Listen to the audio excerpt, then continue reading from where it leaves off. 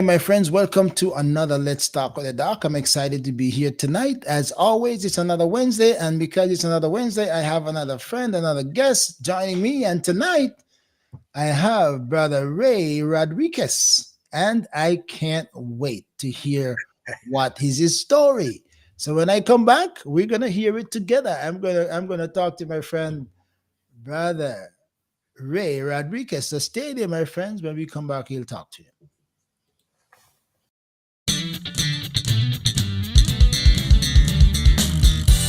ORB Ministry presents Let's Talk with the Doc.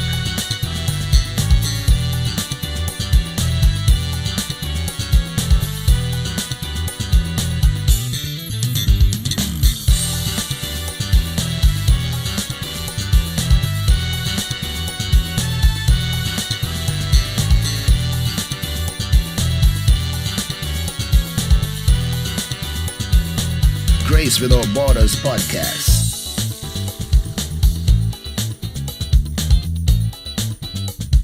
A thought for you. Ask Pastor. And a whole lot more. You never know what's next or who will join the conversation.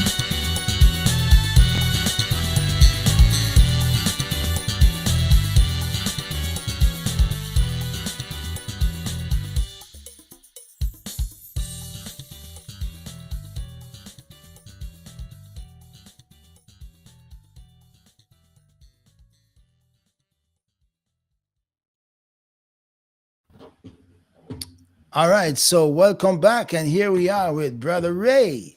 Brother Ray, Yes, sir. welcome to Let's Talk with the Doc, man. Good to have you joining me tonight.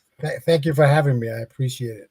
All Really. right, all right. So I'm excited about you being here, and I know you're a little tense. You know, it's a new world experience, but hey, we're gonna make sure you're relaxed. So we want to journey with you to find out what is your story, because I'm happy to hear on the flyer we put out. You're giving thanks to God for the last 2 years of how He has changed your life. We're gonna get to that point later on, but we want to say where was Ray born? What was it like growing up? What's the family dynamics?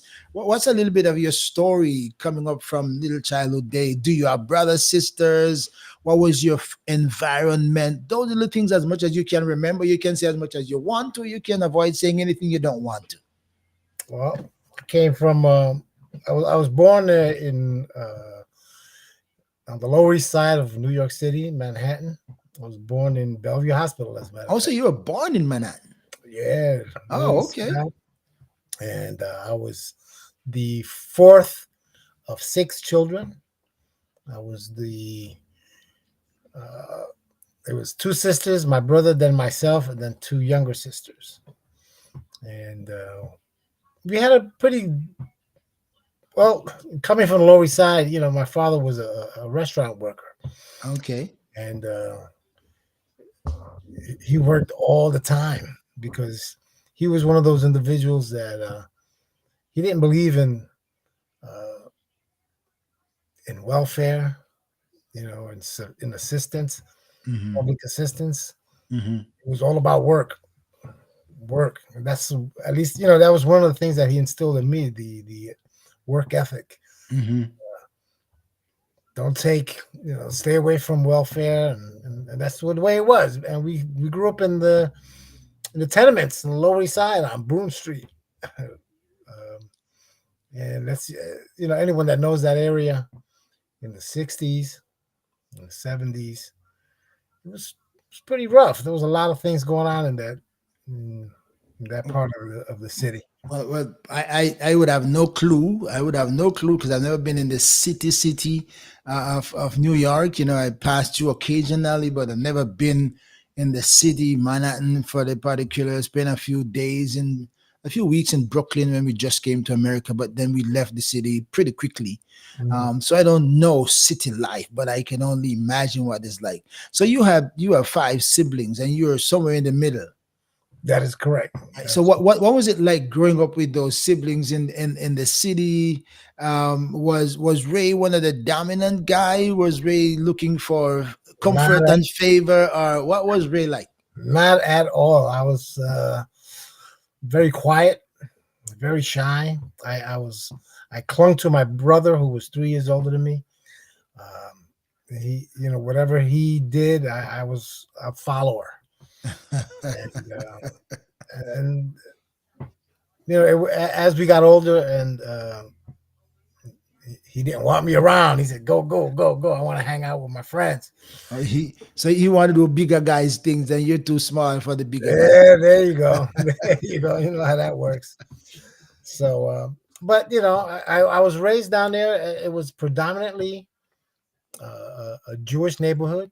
Okay. Lower East Side was predominantly Jews, but there was every uh, ethnic group was down there. There was African Americans, Puerto Ricans. There was Asians, uh, all types. And I mean, when I went, typical New York City, there's is a melting pot. They say, right? big time It's melting pot, a big exactly. time melting pot down there. So, and my public school, I didn't have to go far from where we lived. It was just up the hill, and the majority of the teachers were Jewish.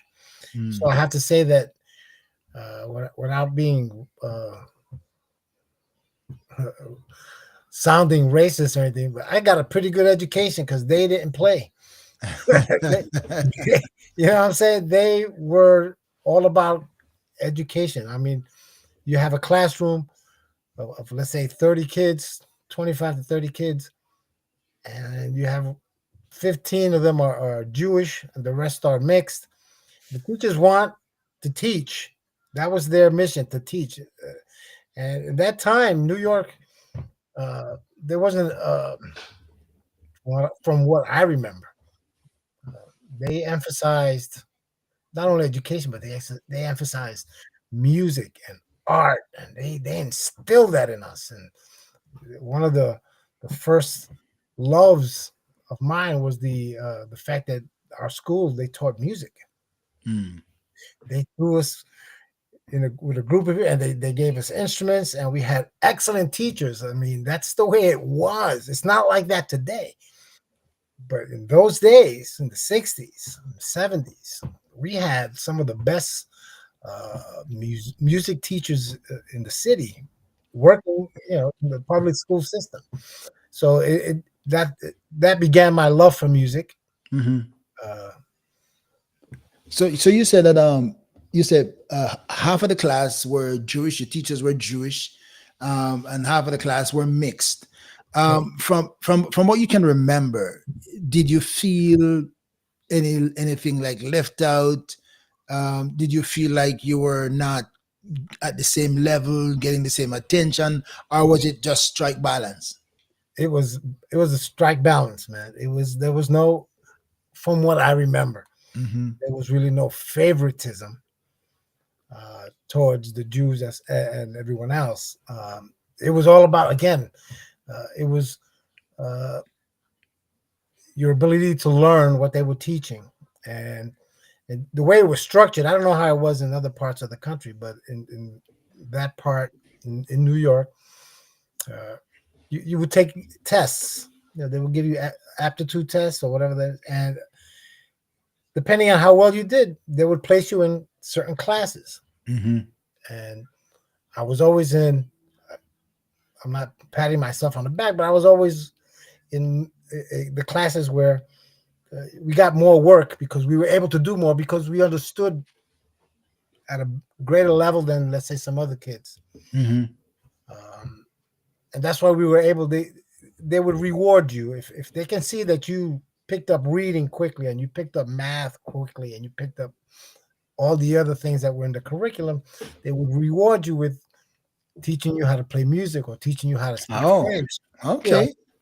they would try to. I mean, they were teaching me French, and I was in the first, second grade. They don't do that anymore. Did Wow. Wow. My friend, I'm just beginning my conversation with my friend, my new friend, actually my neighbor. Man, That's how I get to know my neighbor down here in Florida, and just a real nice guy. He sought us out, and we just love him and his wife. So I'm just excited to talk to him tonight. Ray Rodriquez, and as I said, if you saw the flyer, you see that he's giving thanks to God for the last 2 years of his life because God has made a difference. Now, I don't know what that really means yet. So I'm going to find it out with you, but you have to hang in there. Now we're just beginning. It's beginning of days in the school growing up in Manhattan. No, I didn't know you were born in Manhattan. I thought you like came from, Puerto Rico or somewhere. I didn't know you were born in Manhattan. So you're a full thoroughbred New Yorker. Yeah, my folks came from Puerto Rico. Okay. And they settled in. Well, my father originally he had um, he had land in PR in Puerto Rico, and somehow he lost it. Hmm. So he came to the United States. He had no choice but to find work. So he went to Miami, to Boston, and then to Manhattan, where he was able to find work, doing all kinds of odd jobs. And then when he landed a job in New Jersey as a cook at a restaurant, he worked there for like 30 years. Wow. And my mother was basically a housewife until she got a little older. When we were in sixth grade, something like that, she started working in a factory. Uh, any way to make some money to help out, but we lived in the slums. Basically, we lived in the tenement houses. Wow. So And what was it like in your environment? Yeah, children around you, parents around. What was it like in that congested, environment in the heart of New York City back then? I have to be honest. I mean, uh, this is what I remember this like it was yesterday. Where we lived, on Broome Street. I mean, I don't recall because we also lived on Ridge Street, 156 Ridge Street, but I was too small to remember everything that was going on there. But it wasn't pretty. And what I remember on Broome Street, 109 Broome Street to be, from what I remember, 109 Broome Street, it was just a rat infested building. Wow. Yeah, I mean, I remember my brother and I, we shared a room, and every night we would have a flashlight and we would wait for the rats to come into our room, and then we turn it on, and then they would scatter. And that was a typical night, So And were you able to sleep comfortable, or you just like a rat watch? once in a while, when it got really bad, it was a rat watch. But when you're young and you're a kid, you start nodding out, you're gonna nod out.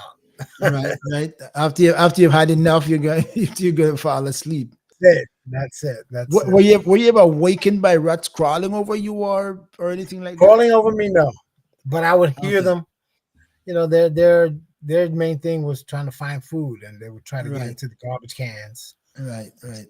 We had to learn that we had to put a lid on the garbage cans, or else they would get in. you know, uh, but that was I didn't know any better. That was just the way of life. That's what kids do. Kids sometimes are fascinated by getting the lights on and see them scattering away like their source of offense or defense. So hey, at least I could get them running out of here. you know. And then when we moved to the projects, the public housing, I thought my father hit the lottery Yeah. because there were no rats. There was an elevator that took you Oh to. I wow. said, "Holy!" They're only 6 stories high. The projects that we went to, that we moved into, and and all of a sudden, not all of a sudden, but it was good to see that I ran into. I didn't know that they were there, but I have cousins that lived in the same development, and I said, "Oh wow!" And they were living, in a different building, but in the same development. So I got to hang out with extended family, which was fabulous. It was like, oh, I feel comfortable. New world, brand new world. A brand new world, man. Are you kidding me? There were no roaches. There was no rats. Like, yeah. Oh my goodness. Wow. I can imagine the elevation and how you felt about that. That must have been rewarding. Were you still going to the same school then The or same exact school. same school? It was like a little bit closer to the school where we moved to than where I was. It was only like a block extra. What a difference a block makes, right? Ain't that the truth? That's the truth. Wow, wow. Okay, so you move from the slum to the projects and where did Ray's life go after that? You know, as you continue to move forward, upward, you Well, know, I was so fortunate. I mean, sometimes I look at it, I look back, and I say, God was just looking out for me throughout my entire life, and I didn't even know it. Where we moved to, right across the street, was the Henry Street Settlement House, and it was a neighborhood um, youth development, and they would have programs for the neighborhood kids. They would teach you martial arts. They would teach you music. They would teach you art. They would teach you fencing. They would teach you African dance. They would teach you all kinds of art. It was amazing. So mm, it kept us busy, and it gave us it taught us a lot. It gave us a lot of skills. Let's put it that way. That we were able to, and disciplines. It was all about discipline, because if you wanted to be a musician, you have to have discipline. okay, You have to okay. practice. You want to be a martial artist, you have to have discipline because you have to practice. Dance the same. So they were using that to instill value in you. Absolutely, and it was a wonderful experience. You got to know everybody in the neighborhood on a different level. You know, it wasn't about struggling; it was about community and learning together and just So what were you good at in terms of music, art, martial art? What were you good at? the martial arts was number Yeah. one. I was on in the steel band. We had a steel band. All right, We that's were cool. able to, and we performed, man. We we were so good. We performed at one point at the piers for uh, the rich folk that were going on the boats that were going on cruises. What? We would perform for them as they're going on the boat. We were playing, and Wow. we were getting paid. We weren't getting paid a lot, but it was something, and it gave us a sense of accomplishment, a sense of we were somebody. You know what I'm saying? What age were you at that time? 12, 13. 12. And I stuck with that for a while, uh, through my early teens until like 16, 17. The steel band became a a business. And that Mm, was another part of the Henry Street settlement where they started this co-op business where mhm. they had people. Uh, they had a band. They had a rock band. They had the steel band. They also had a catering business. So people were able to uh, develop their skills and get paid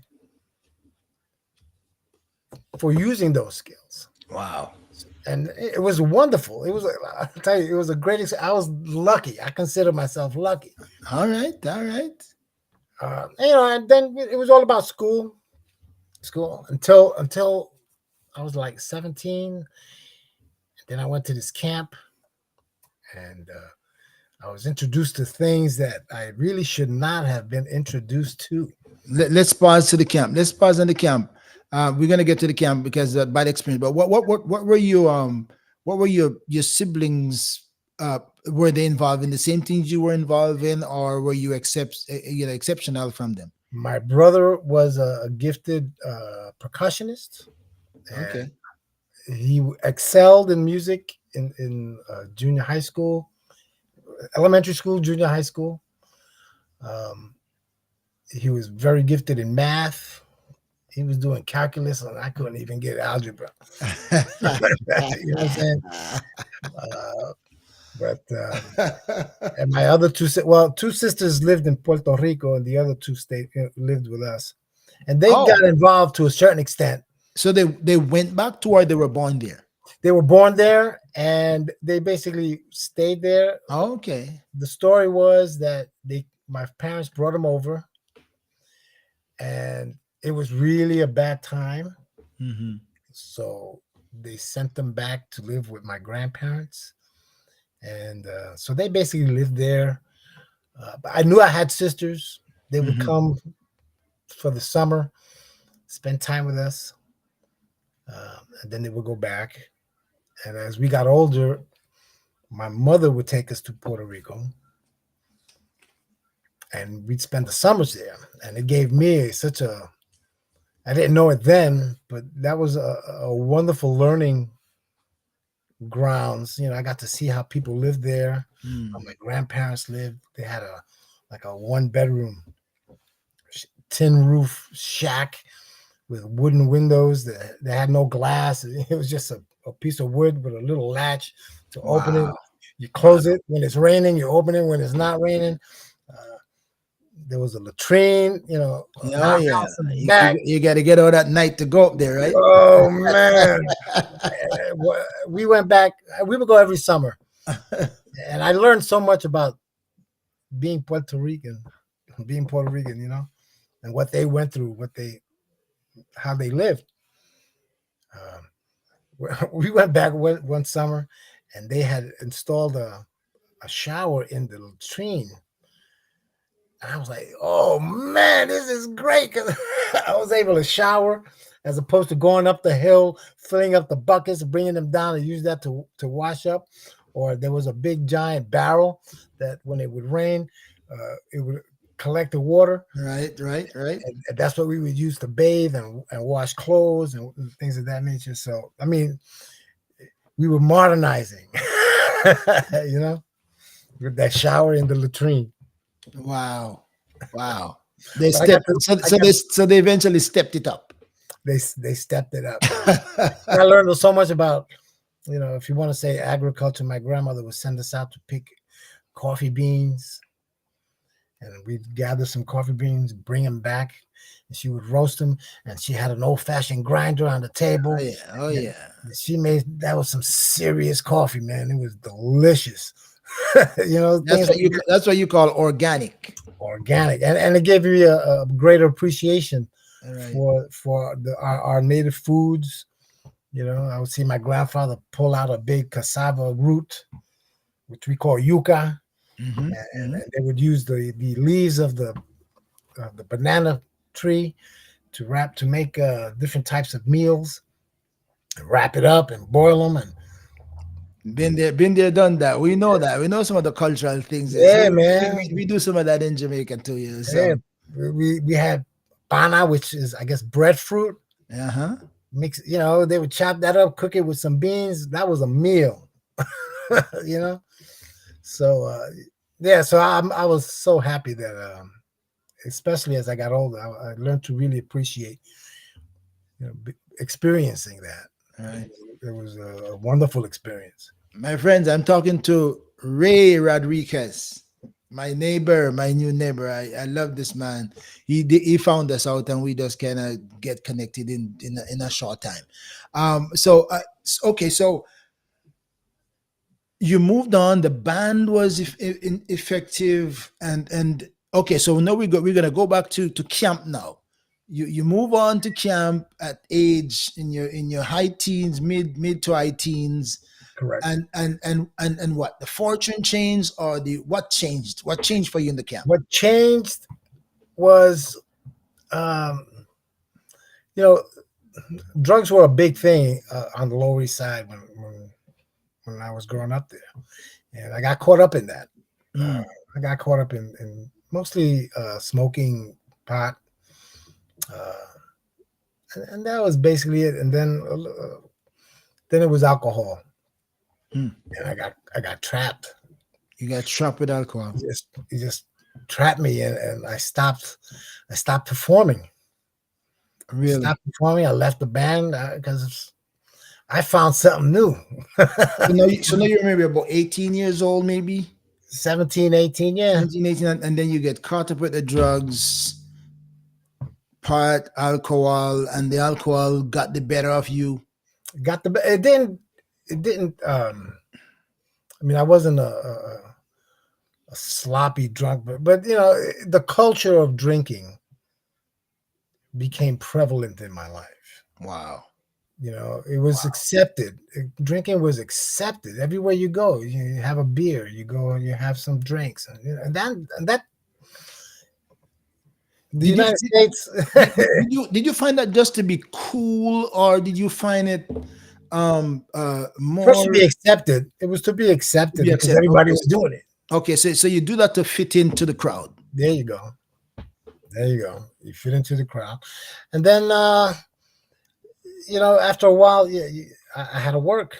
I had to find So work. so what was it like when you left the band? Where your band members were saying to Ray, those who were still in the band, when they did you make contact with them, communicate with them?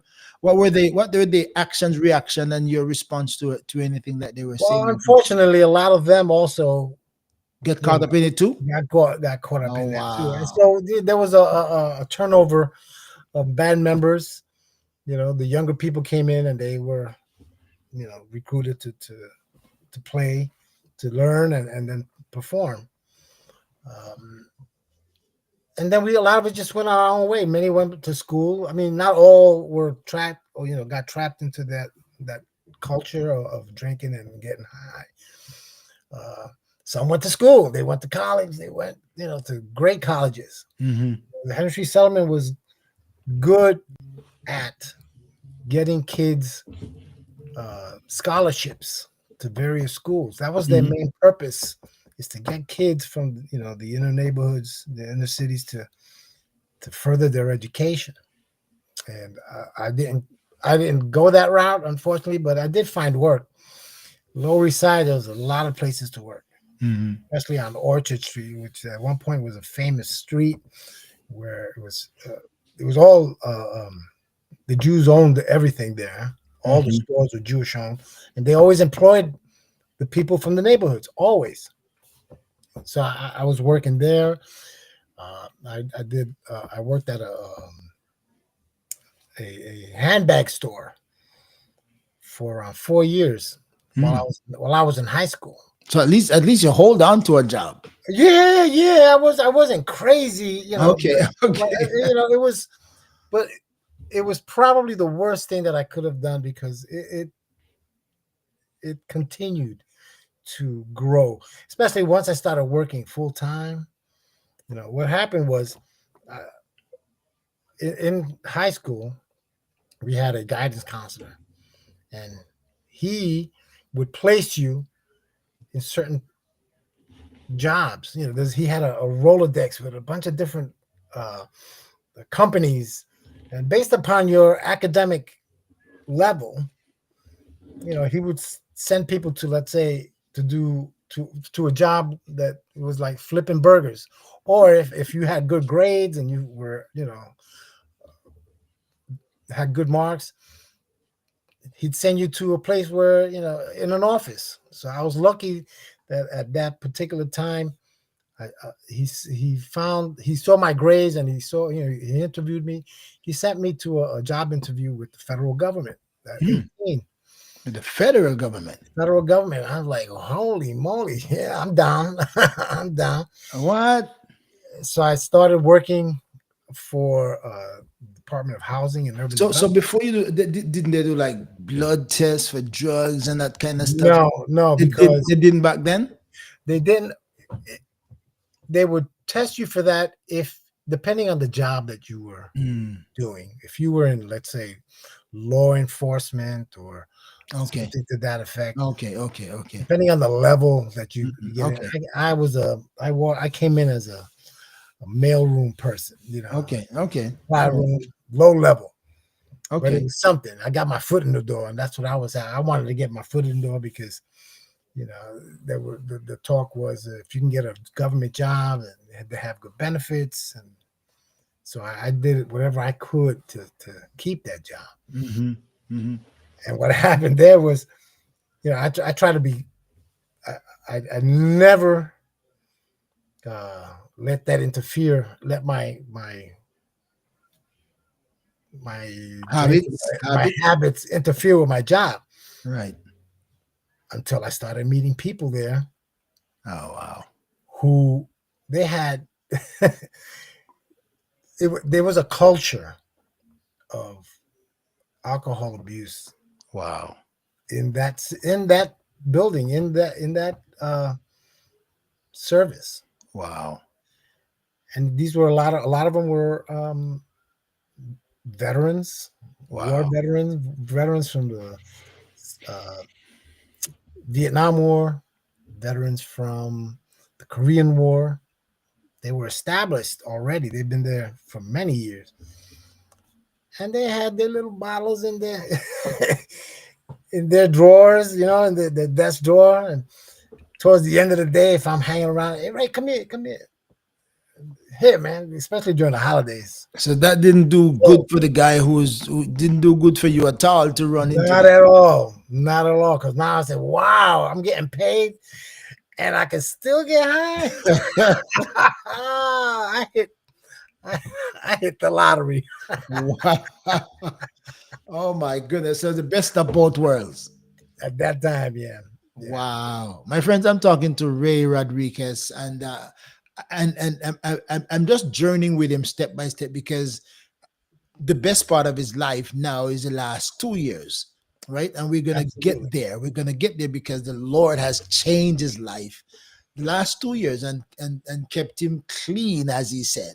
I don't know what that really means, but we're gonna get there. So we're traveling up the ladder step by step. So stay with me. Good time you can hit your share button and invite your friends to join us because this every story is fascinating and interesting. All right. So now you're into this. You're in your high teens or over teen, in your early 20s, and now you can drink and have seniors, veterans who are there who are influencing you the wrong way. You're already vulnerable. absolutely, You were already vulnerable, and that didn't help. Now you it becomes an opportune time for you now to enjoy both worlds. So where did Ray's life go um in that environment? well, the fact because of the fact that the culture of the system was that of you go to work, you know, and it was just socially acceptable. It Hmm. was socially acceptable. You go to work, you put in, then you go to lunch, and not every day, but you go to lunch with people, and with lunch they had either a couple of beers or a couple of drinks, and now you go back to work and you got a little buzz, and but you're okay. You can still function, you know, and Still that stable, still conscious, still aware of what you need to do. yeah, we weren't So drunk, but the steps only a little bit lighter now and stuff like that. there you go, and that was the culture. You see it all the time in other industries. In Wall Street was, from what I understand, because a lot of people um, who used to work on Wall Street ended up working for the federal government because of burnout. It was just too much. It was just too much. The pressure for them to produce drove them to you know to do crazy stuff. So they left and they started working for the federal government, even though they knew that they weren't going to get paid like they did on Wall Street. But Hmm. they made a decision that they had to get their lives together, so they left Wall Street to work for the government when the jobs were available, obviously. Hmm. Um, so All right, so now you're moving up. moving up, and I was one that was I was always looking to move up. I didn't want to just stay working in the mailroom my entire life. I had a wife. I got married at 20. Oh, you got. Oh, okay. So tell me a little bit about that. How did you run into wife at that age? I was hanging out on my block, and my sister uh, introduced me to Josie, and we started, hanging out, and we went to the movies, and we started dating, and listen, What let's what get what, married. what was Josie doing then? She was working. She was always working. Josie was always working. When I met her, she was working at a pharmacy, uh, and but she was always a go getter. She she she wanted something out of life. You know, she was not. She didn't want. She wanted to get out of the projects, and so did I. I wanted to get the hell out of the projects myself. So, and she did a lot of, you know, she sold what was it called? I forgot what the Avon. While Mm, working, you know, she would sell Avon and other things just to bring money into the household. You know, and we were very young. She was 18, I was 20. wow. But with that comes responsibility. So I wanted to move up, and and throughout the years, I kept on. I ran into people that looked out for me. I Hmm. tell you, man, God is good. God is good because He sent people in my life to look out for me. Hmm. Because some didn't, some couldn't care less, but there were a few individuals that always, you know, I guess they saw something in me. Hmm. So when the position opened up, they said, "Ray, I want you to apply for this because you can get it. You can get it." So I started applying for other positions and moved up the ladder. Like Did it, a lot of good businesses, they have ladders that people can climb. was Josie like a stabilizer for you or helped to keep you focused? She What would keep part me. she played in that She part? kept me focused. She was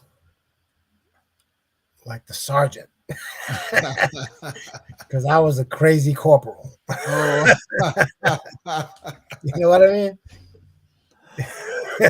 Oh my God! And just for my audience purpose, I know his wife. She's one of the most beautiful ladies Thank you. that we have met recently. And again, they are neighbors.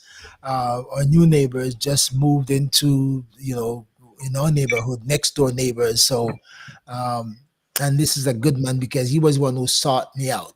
Could I walk across your lawn and come to talk to you? So that we have been connected since then. I'm just excited to talk to him. So beautiful wife. All right. Okay. It's all right. So young marriage. And then, all right. So your life now, you become a responsible young man. You have a wife, a responsible lady, a hard worker, a lady with a purpose, and in the pursuit of things in life. And okay. So tell me now, how did that gel between you both? It worked out well. We were hard workers, but I was a weekend warrior, and A she was not. weekend warrior. Right. A I mean, weekend warrior. weekend, a weekend Okay. warrior. In other words, I worked hard and I partied hard. You pa- Weekends on a so weekend. you weren't all that far gone from the culture. Correct. Correct. When weekends came, we started Friday, didn't end till mid Sunday after God help you to get ready back for Monday. That's right, and Wow. start all over again. And that Wow. was a lot of what I did, and for years, it caused issues between us, Hmm. but it's a cultural thing also because I'm the man. Us Latinos, I'm the man. I'm the man. Okay, all right, all right. The guy run things, the girl, better be cool while I As do my silly as thing. it sounds, and Yeah. that's how But and she put up with me. She made sure I didn't go overboard, but she she reined me in from time to time. But you At know, least it prevent you from breaking your neck correct, or going over the precipice. correct. And and we had started having kids. We had a son first, and then our daughter came 5 years later, and again kept on moving up the ladder, kept on working hard. I did as much overtime as possible, and it's one of the things that I regret today was I worked so much that I didn't do right by my children. I feel Hmm. because I was always working. Hmm. so I didn't get to spend the time that I should have spent with them. I guess And that's then the weekends where should have been children well, time, it's party time. right. It should have been for the kids. It should have been for the kids, but it was I was so selfish. Yeah. I was so selfish. It was about me. I broke my chops all week. It's my time, you know. It was so ridiculous, it's, and silly and stupid. But that's Well, what you it know, was. hindsight is always 2020. Looking back, woulda, coulda, shoulda, Exactly. but it's always too late. But the good thing is that we can make corrections, and you can't get the past back, but you can amend some things and make adjustment. That the children can appreciate you if you can recognize your failures and say what Right. I could have should have done and I didn't do. Now I want to make up, so at least I can be a good father and a good husband now for everybody in that matter. So I mean, I can go on and tell you stories, for each decade that I was working.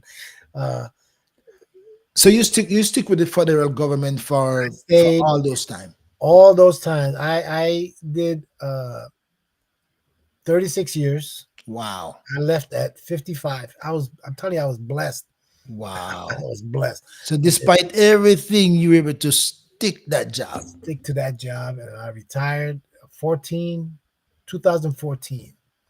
2014. I was able to retire at the age of 55. That's a long time ago.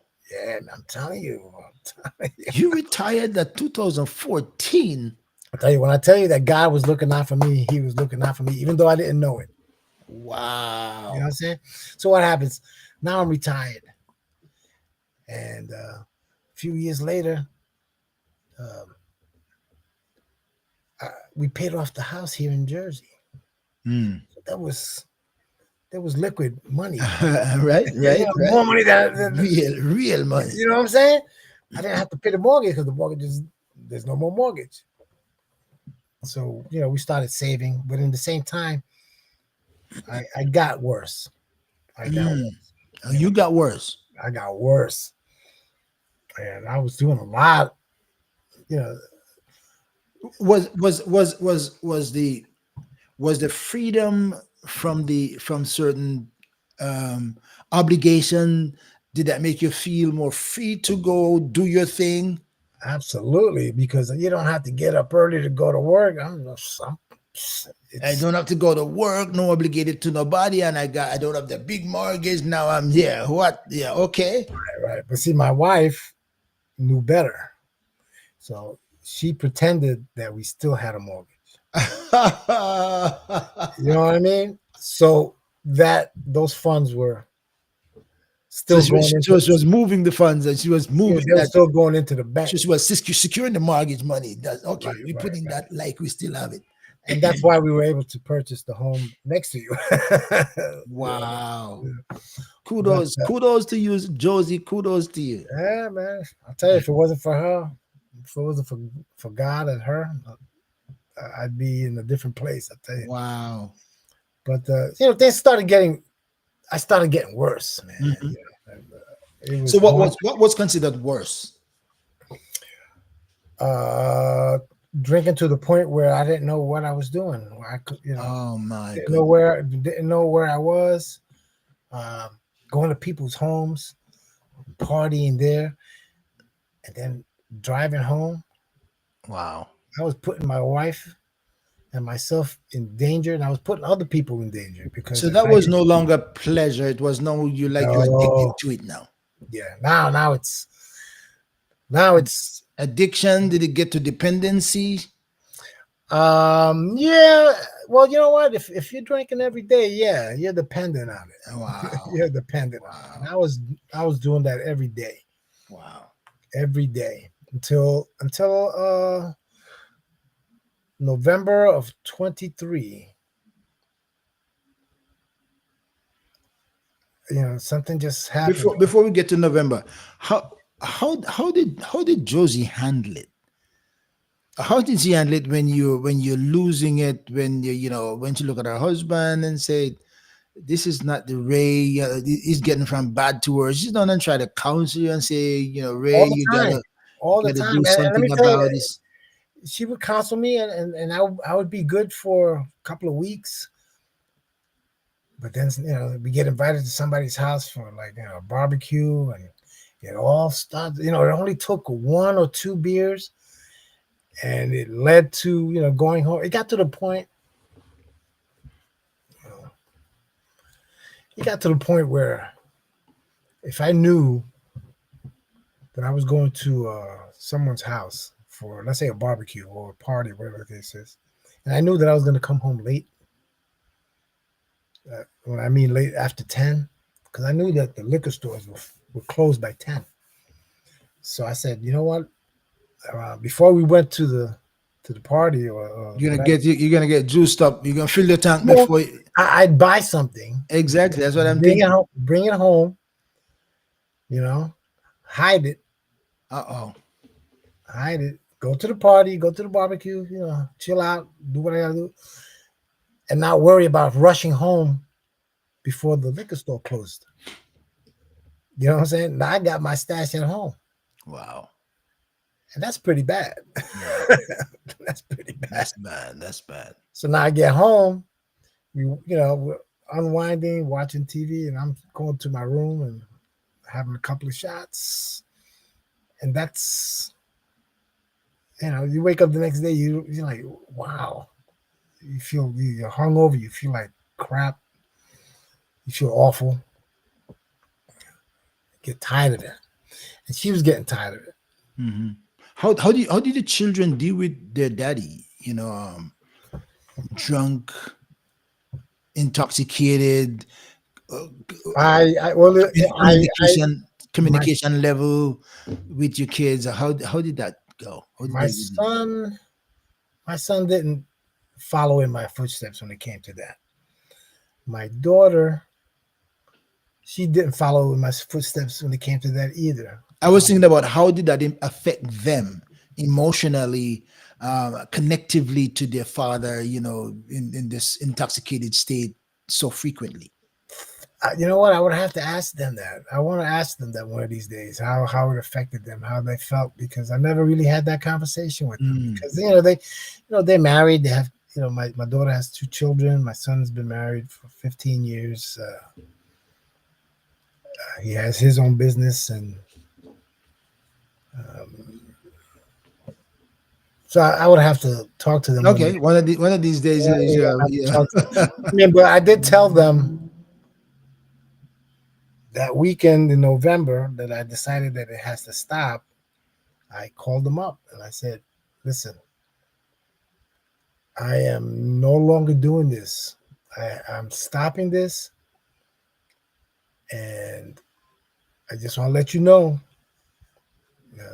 I apologize. I was sorry for not.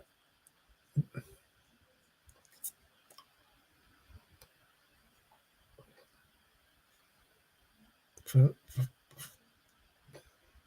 That's okay. That's why we talk here. You get your moment to feel it. That's fine. uh, trying to explain. Excuse me. That's fine. That's fine. Take your moment. Take your moment. You want a moment to breathe and get a drink of water? All right, my friends. I'm gonna come back and talk to Jose. So hang in there. When I come back, I will be continue to talk to my friend. Hang in there. ORB Ministries presents Truth Matters.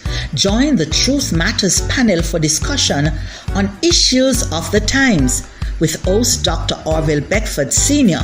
and his panel consisting of Bishop Ishmael Charles, Reverend Ashana Knight, Bishop Franklin Ferguson, Bishop Colin Powell, Minister Laverne Augustus, Dr. Danette Ming, Bishop Anthony Campbell, and Pastor Shelley Antoni. Nothing is off limits for discussion. Follow ORB Ministries on Facebook, YouTube, and Twitter. And be ready for the next hot topic on Truth Matters.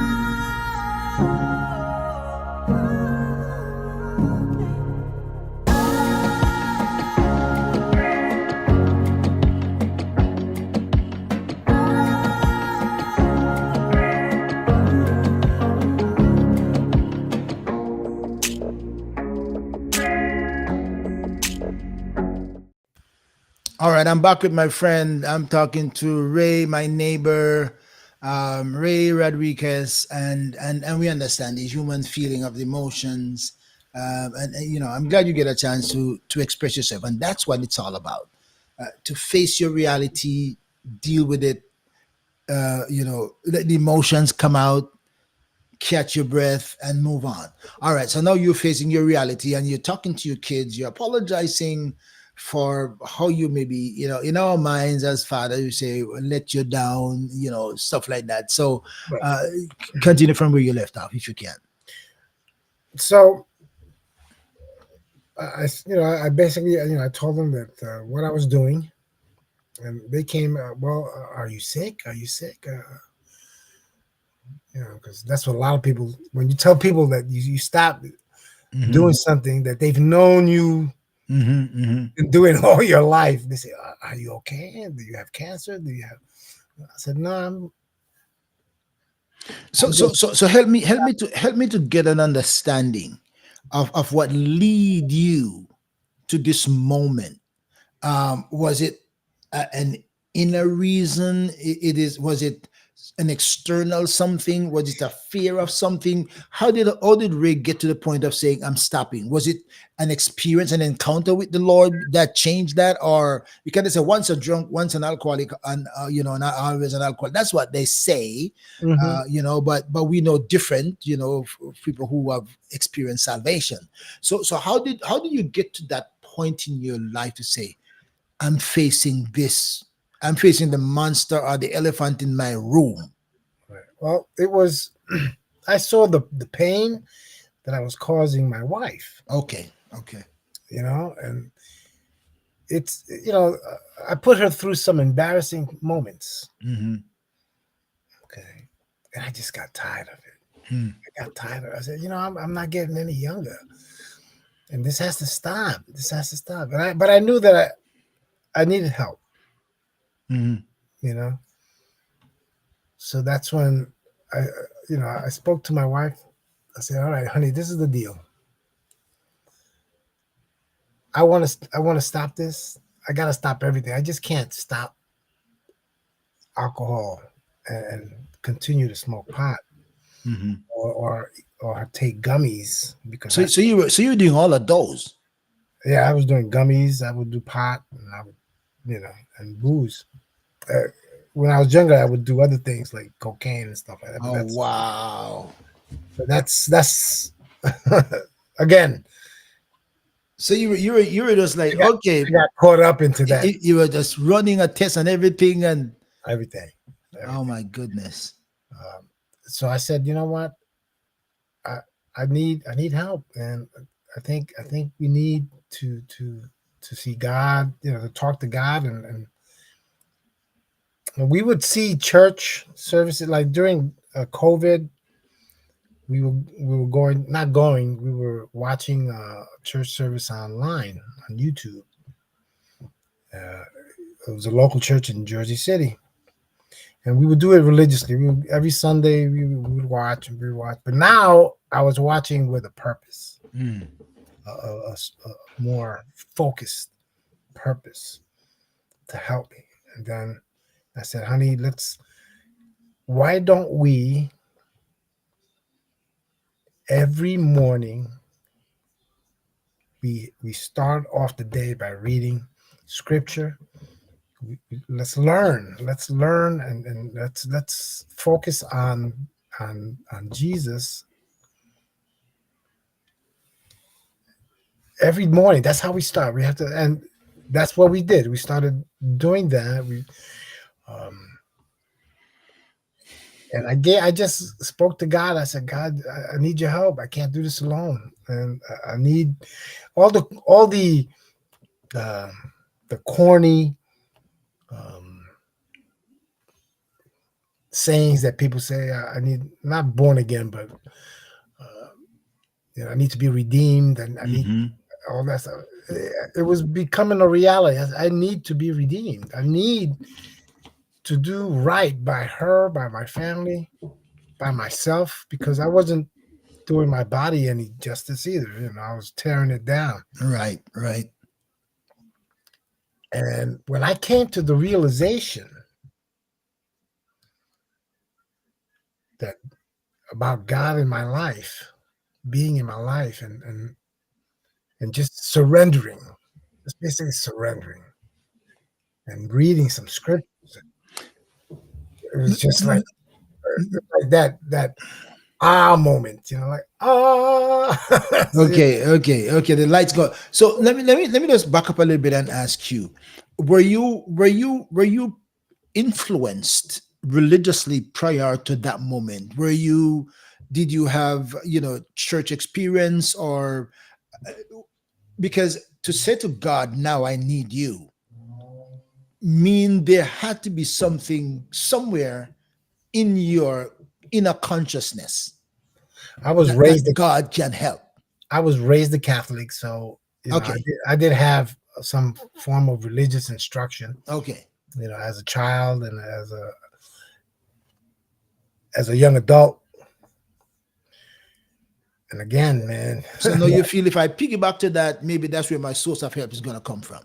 true, true. And for years when my kids were growing up, you know, we didn't go to church, and then we started going to church. We started going to the local church around here, and which was good for the kids, but it didn't stop me from doing what I was doing.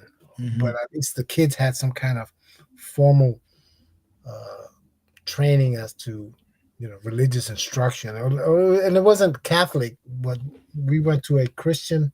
It was a Baptist church, but they talked about Christ, and they didn't. They stuck to the Bible, Hmm. Hmm. and if you stick to the Bible, then you can't go wrong. Bible is life, man. There's no ritual You know and what I'm saying? ritual and habits and Exactly, ordinances. exactly, Yeah. exactly. So, they were introduced to that, and they believe in Jesus, but I mean, I don't. I wish they were more. Uh, they would follow Persuade, him more. persuade. Oh, okay, I okay. wish they would follow him more than I.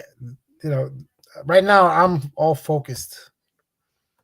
I, would I love for them to be as focused? Yes, but you can't force people to do certain things. It has to happen, as far as I'm concerned. If the seed is in them, if the seed is Yeah, in them, that will birth and bring forth eventually. eventually. So Eventually, if the seed is there, it will come to life. Sometimes you can keep it suppressed for so long, but I speak, eventually it's going to bring forth. I speak to my son about his business, and he tells me that he prays to God about for a lot of things, for help, uh,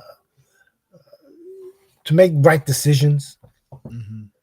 and things of that nature. So I'm glad that he is reaching out to God for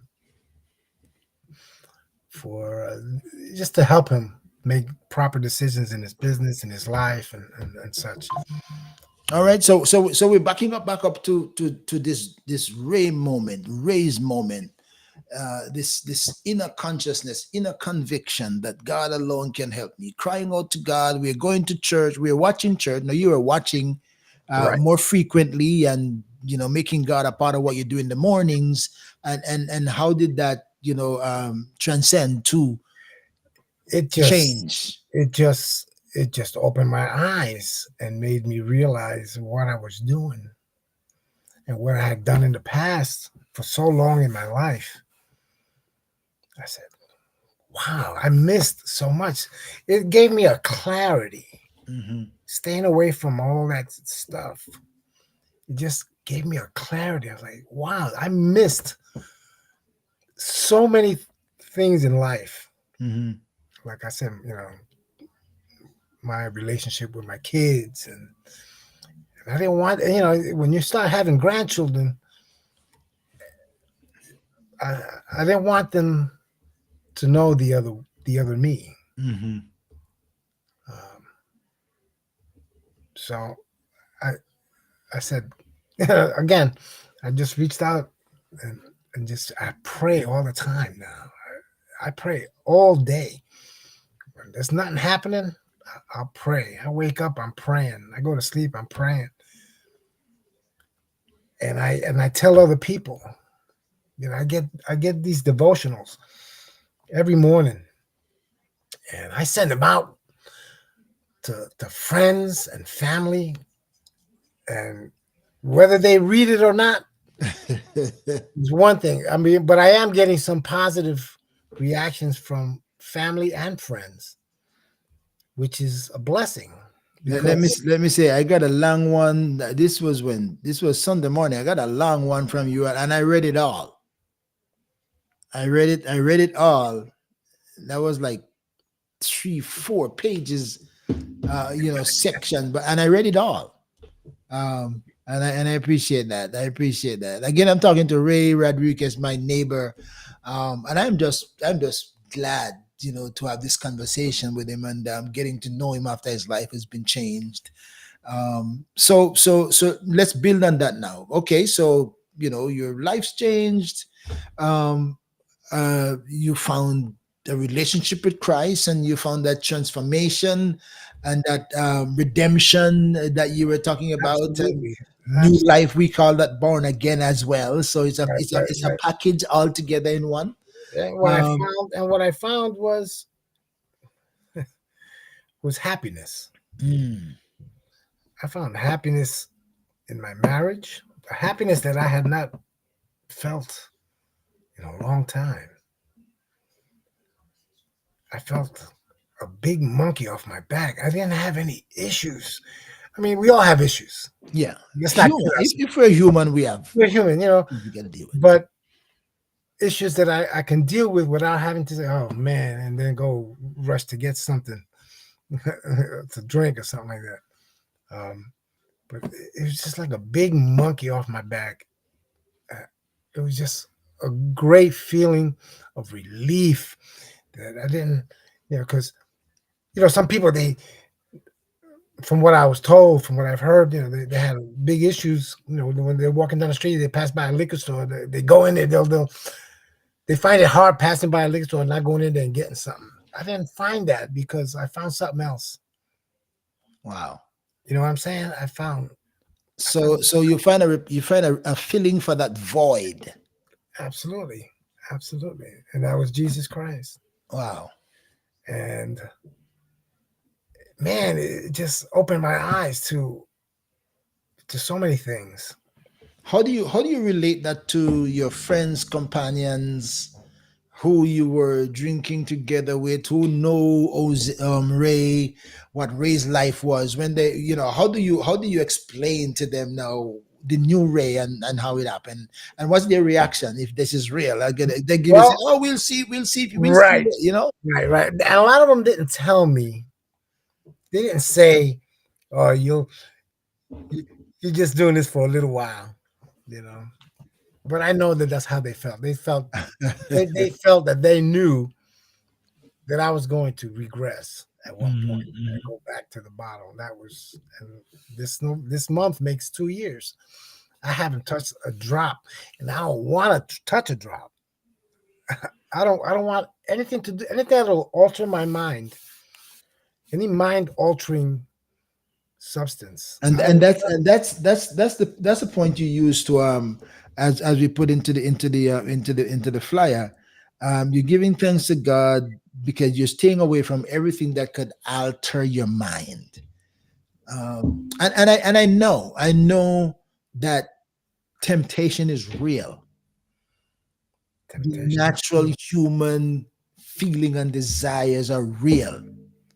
How do you deal with the temptation when it pops up, like you can't just turn your mind away or your eyes away from it? How does Ray deal with that moment of temptation, and when the inner self saying that was when you were cool? I don't care about being cool. Whenever and temptation happens every day, and it could be you know watching a commercial. It could be just something that a thought from when I used to Hmm. indulge. And the first thing that I do is I start to pray. I said, you know what? This is Satan trying to get back into my life. And I reject that. I just reject it. And I ask God, I just talked to God. I said, God, he's trying to get me, and we're not going to let it happen. I have you in my life. We're not going to let this happen ever again. And the feeling goes away. It's Hmm. like immediate for me. I can't say that it's like that for everyone, but for me, the feeling is immediate. It's like it stops. So this moment of distraction, once you change the psyche, when you change the And psychological that's effect, it. like just And that's change, it. change You the have focus, it goes away. you have to. I believe that, of course, he's helping me every day, but you have to take the first step and realize that you have to make that decision to do it, to stop. If you don't have that willingness to stop, it'll never happen. It'll never happen. So you have to make that decision. For me, this is what I did. I made the decision. I said, I'm going to need some help. And this is what's working for me. My relationship with Jesus Christ, my relationship with God. Hmm. And I have no qualms in telling people. I have no qualms in telling people, I don't do this anymore. This is not me. And yeah, they'll freak out because they've known me for so long. But I've had people come to me and say, Ray, I appreciate you for doing what you're doing. I think what you've done, you've inspired me. Hmm. And, if I can help somebody, and that's half the battle right there. You know, Yeah, and the song one said, "My living will not be in vain," and that's one of the reason I like this program. Um, Everyone has a story. Stories are inspirational. Stories give other people hope. Stories show people possibilities. Things that they think couldn't happen. They'll find somebody who was in their shoes, who could say, "Hey, been there, done that, and look at me. Look what the Lord has done for me." And then one can say, "The Lord could do it for Ray. He can do it for me as well."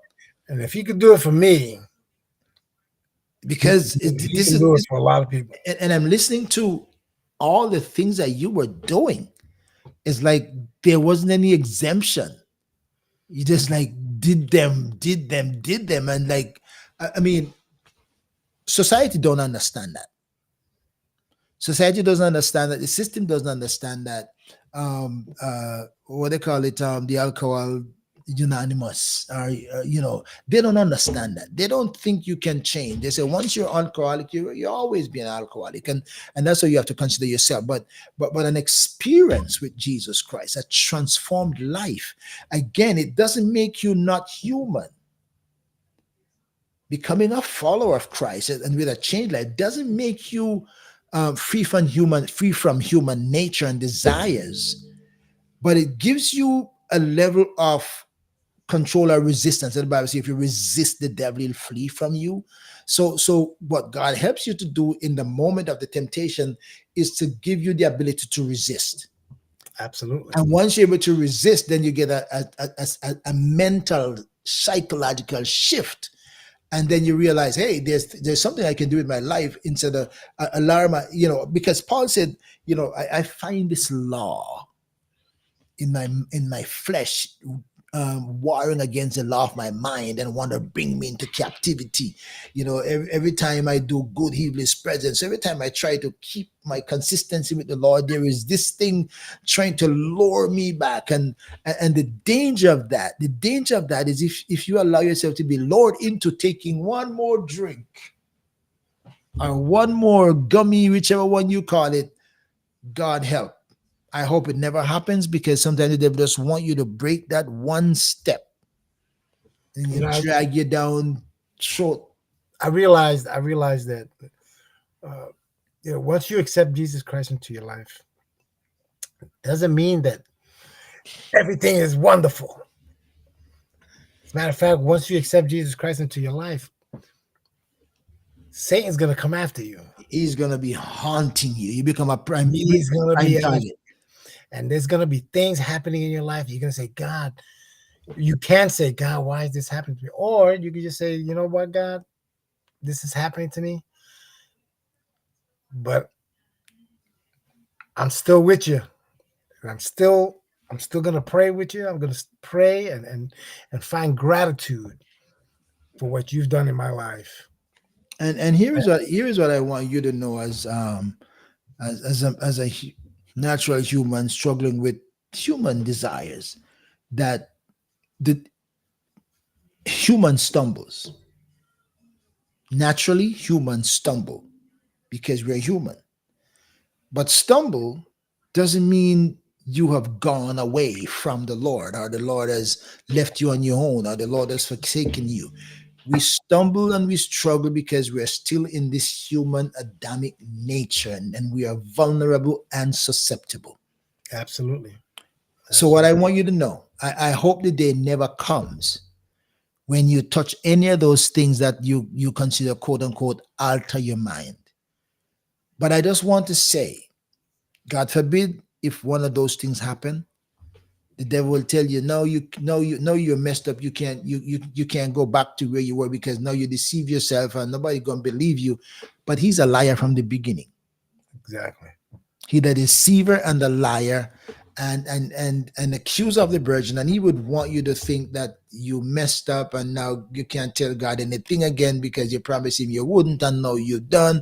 I hope you never did, but I just want you to know, if you stumble, all you got to do is to get up and keep running, because all humans stumbles.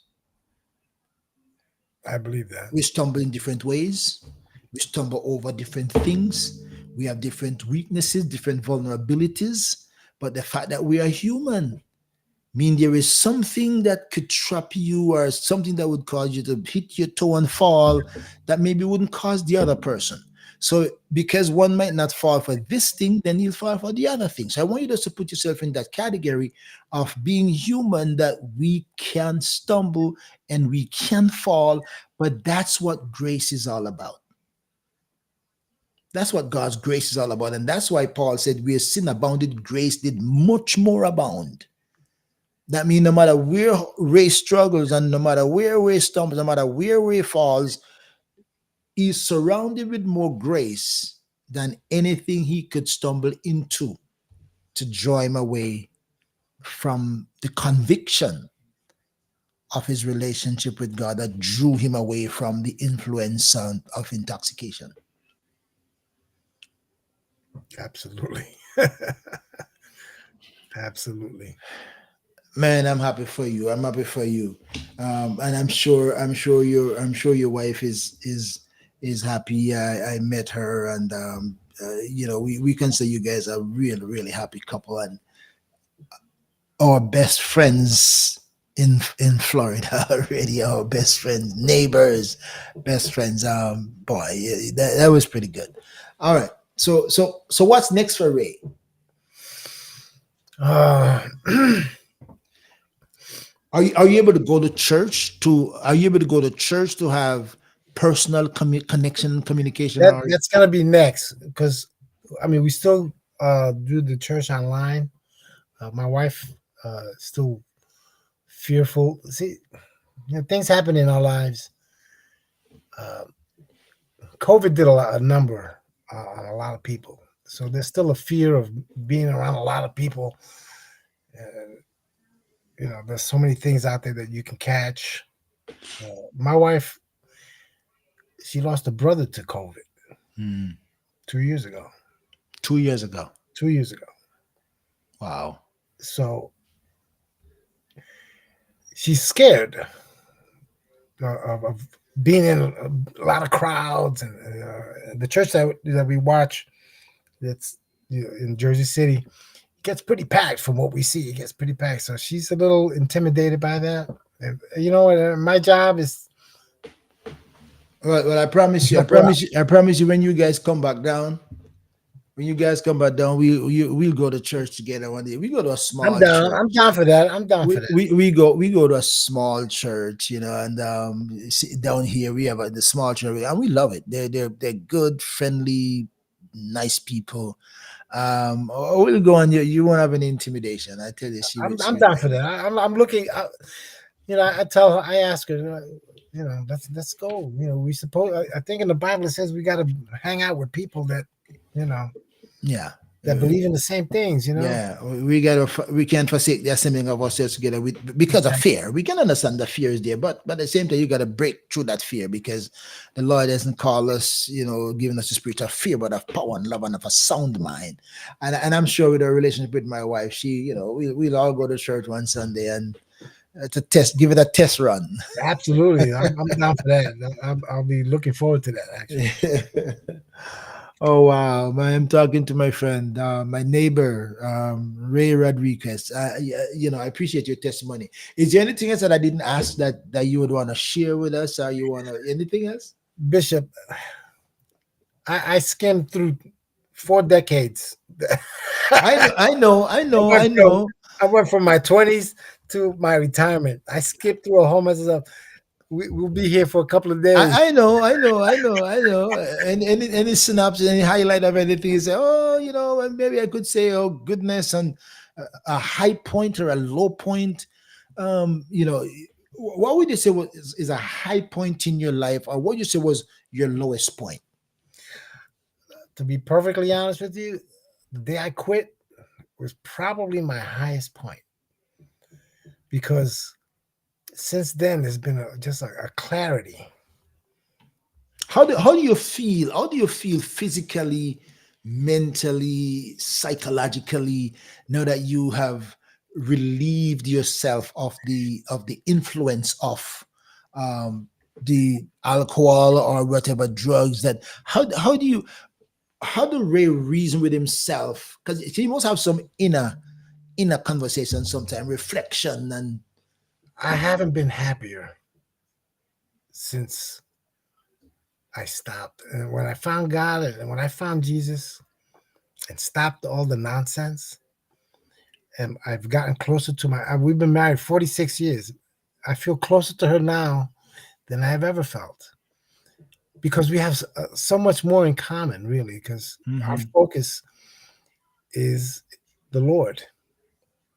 And there's just a happiness that we can, we have an appreciation for the air that we breathe in the morning. Yes, the anticipation of seeing our kids and our grandchildren, even though they make us work.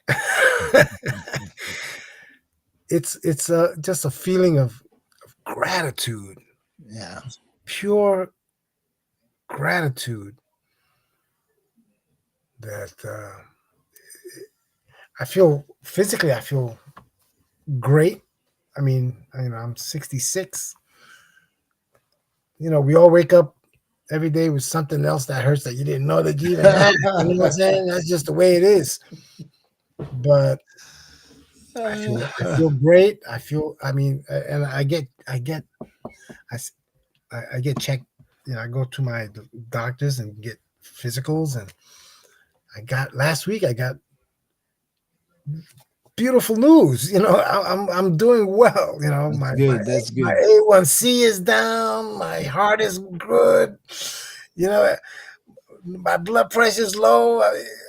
Everything that you could ask for. Well, give God thanks at that, I right? give God thanks for that. Woo. I give Hey, God thanks for that. My weight is down. There's so many things I could just go on and on and on and on.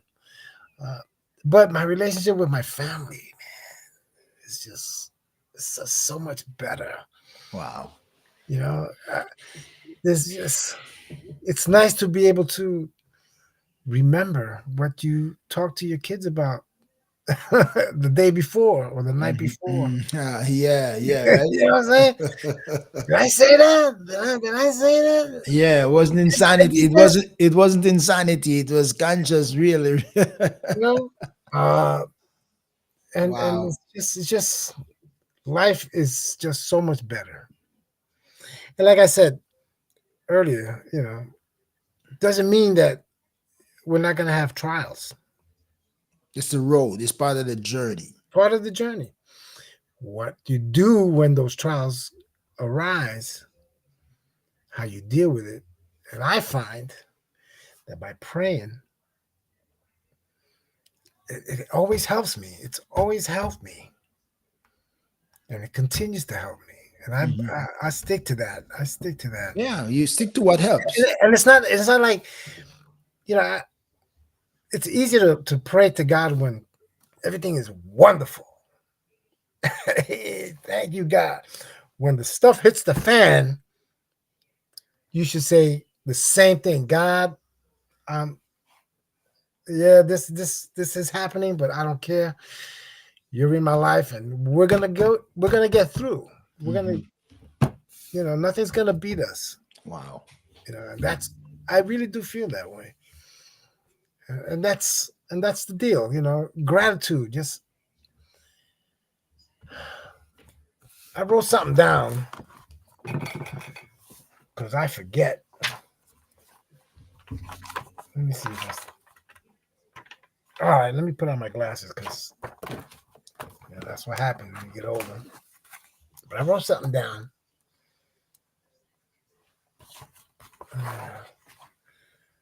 Gratitude during tough times. When I was at my lowest, I prayed for better times. I knew it was not going to be easy quitting all the things that I was doing. But I remember this quote: "No man is an island," Hmm. which refers to a sermon by this gentleman, John Donne, in 1624. No one's truly self sufficient. Hmm. People like to think that I don't need anybody. I don't need anybody. I could do this on my own. No. Okay, yeah, you might. There's no shame in asking for help. You can do some things on your own. You can't do all things on You your own. can't do all things on there. You Yeah. can't. You can't. Yeah. And when I thought about it, I said, let me write this down or else I'll forget. So I'm glad I wrote it down so I could, we could talk about it. But yeah, it's and I try to find more things to watch that are more godly. I found I like old movies, I found old radio programs from like the 50s online. And there's hundreds and hundreds of radio programs. The Green Hornet, Batman, Superman, but they were radio, right? And then and I found one called the Family Theater, old time radio, the Family Theater. And the premise is the family that prays together stays together. Stays together. And they have like 800 shows. It was on for a lot of years. And every story is uplifting. And it's all about prayer. Hmm. So I listen to that. I try to listen to that, and I try to watch programs that are more conducive to what I want to be like, Hmm. and that don't have that are not throwing stuff at us that are being thrown at us all the time. Nowadays, you watch TV, this so much nonsense and ungodly stuff. And we're supposed to be tolerant, and yeah, I Hmm. get it. We're supposed to be tolerant, but it bothers me. I'll talk to you on the side about that. Yeah, one of these days we'll sit down and we'll talk. One on one, personal. Yeah, yeah, We'll have that conversation all the time. But just remember, some of my thoughts, and again, my book with you know the power of thoughts. There are more than 200 thoughts in this book, and they're inspirational thoughts. And one of the thoughts that I think is in there, that where you're coming from is your history, where you're going is your destiny. amen, amen, So you can't get rid of your history because it's what shaped you, what brings you to where you are. But your past is not necessarily a prologue to your future either. So yes, you can't erase your history because it's there, but it doesn't have to shape you going forward. Another thought that is in this book, there's another thought that's in it, that there is a reason why your windshield is maybe about 100 times bigger than your rear view mirror, Wow, that's deep. right? There's a reason why your windshield is 100 times or so more than bigger than your rear view mirror, because you should only glance at where you're coming from, but you should focus on where you're going. That's beautiful. I like that. I'm gonna remember that one. Yeah. Remember that one. That's in there. There's a reason why your windshield is 100 times bigger than your. You should not pay attention to your rear view mirror. You should glance at it to see where you're coming from and then how things are behind you. But the big windshield is to look where you're going so you can stay on the road, stay focused. I like that. I like that. Amen. And your journey is not your destiny. The journey may be rough. Your journey is not your destiny, but you can't get to your destiny without your journey. So all those are thoughts in that book. You know, those are thoughts in there. And how much is that book? Oh, it's only like about right now. You get a copy from me. You get an autograph copy for about Yeah, that's what I'm $16, $17. You know, not a whole lot. You know, get it on Amazon. You might pay $19 for it without my Not autograph. the no, I need the autograph. You get a personal touch with my touch on it, and again, this is your book. Maybe I'll make you a gift of this one when you come down back. I just want to. I do want to say this, that Don't judge me by my scars or hold me hostage to my past. Everybody need to read this one. absolutely, absolutely. I mean, I God has done so many things, so many wonderful things in my life, and I said to myself, when when I found out that you were a pastor, I said, "Oh my goodness, I hit the lottery. I got this brother over here right across from me who's a pastor, a man of God that I can learn from and I can talk to." Yeah. I mean, Safe it's place, man. A amazing. safe It's place. A amazing. You know what I'm safe saying? place. It's amazing the things that God does that He's been doing in my life. I mean, He put me next to you. Amen. Amen. You know what I'm saying? I mean, Amen. is it coincidence or what? It could be. You know, But and I don't know. I'm just looking back at the bravery when you saw me and my wife in in Atlanta. You just say, "Hey, can I come over?" And just like that, boom, here we go. Well, I, I I try to respect people's privacy, and so when I saw you and your wife, I wanted to get to know you, but you don't know. You hear a lot of things about people in Florida, man. Everybody carries a gun, and they'll go, you know. You know what? You know. You know what? You know what? You know what? You don't want me to shoot and ask question after. Boom, freeze. No. I said, can I pass back? Can I step on your grass? I just want to introduce myself. Amen. Amen. Thank God for that, and we appreciate that you did that, because that's just opened up such an opportunity for us to be really good neighbors. And Amen. I think we're just at the beginning point. I think there's a long Yeah. way ahead. Yeah. Yeah. Yeah. And I can't wait to spend more time down there. I mean, if I can get, my kids down there and my grandkids, I'll be there full time, But in the meantime, we'll do it this way and make the most of it. Appreciate you, my friend. I appreciate you coming on and sharing your story. I know 60 years of story can be told in one night, in an hour and a half. I'm sure that is impossible, but we get some highlights, some high points of your story and your journey, and what the Lord has done for you for the past 2 years, how He has changed your life, and what society doesn't think can happen. God has done that. And Yes, He has. and He will give you the grace you need to keep going. He has sustaining grace, And again, if you stumble, which we hope you don't, but it is human to stumble. It is human to stumble, but it is also human to get up and keep going. Amen. Falling down is not a dead end. And if Uh, you live in New Jersey for a while, and if you slip and you fall on ice, especially in the winter time coming up, you don't lay down and say, "Well, I'm done. I might as well stay down." As a matter of fact, anybody fall on ice, the quickest move you see anybody make is try to get up off a ice when they fall because nobody want to even see that they fall on the ice. And so that is just a human experience. You stumble, you get up, and you go again. yep. Thank you for joining me, my friend. Thank you for having me. I appreciate it. My pleasure. Thank you for sharing your story. A part of your story. A fraction. Fraction of your story.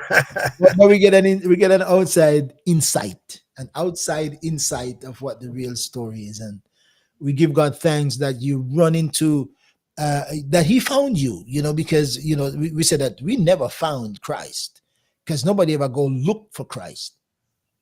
None go looking for Him. We respond to Him because He speaks through His Spirit and brings conviction and consciousness in our inner being, and we hear it and feel it and we respond to it. And then when sometimes we respond to that, we go something is telling me to go read the Bible or to go find a song, and we think I'm searching for God. No, we are responding to His Spirit. Amen. That is drawing us to Him.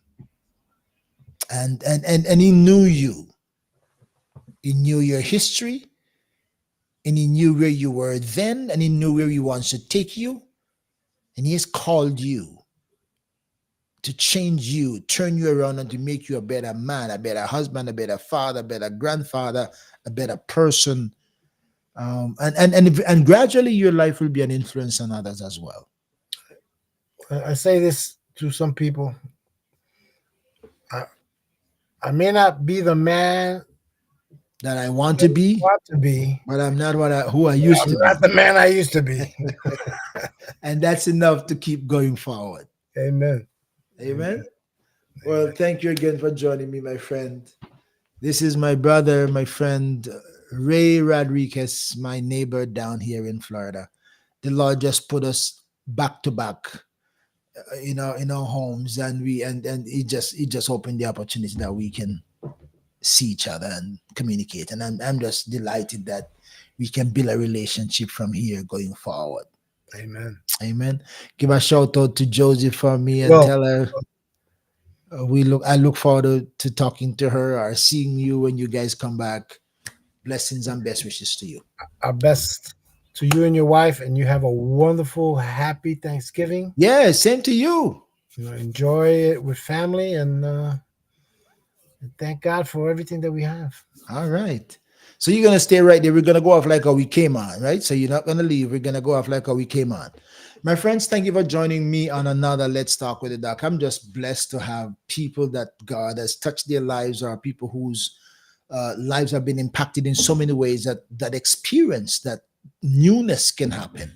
And God can turn things around. And as my brother said, I'm not what I want to be. I'm still in pursuit of what I want to be, but I'm giving God thanks, and I'm not what I used to be. So at least I'm in transition and I'm moving forward. So whatever God has done for him or for many others who I've spoken to on this program, and what He has done for me, He can do the same for you, because there's no prejudice, there's no partiality with God.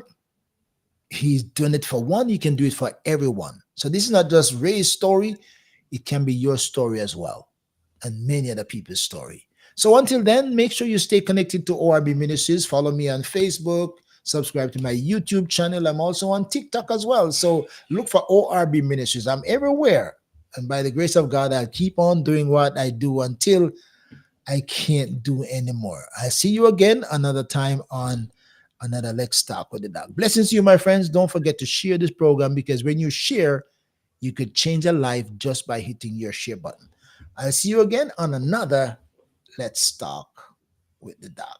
Blessings and best wishes.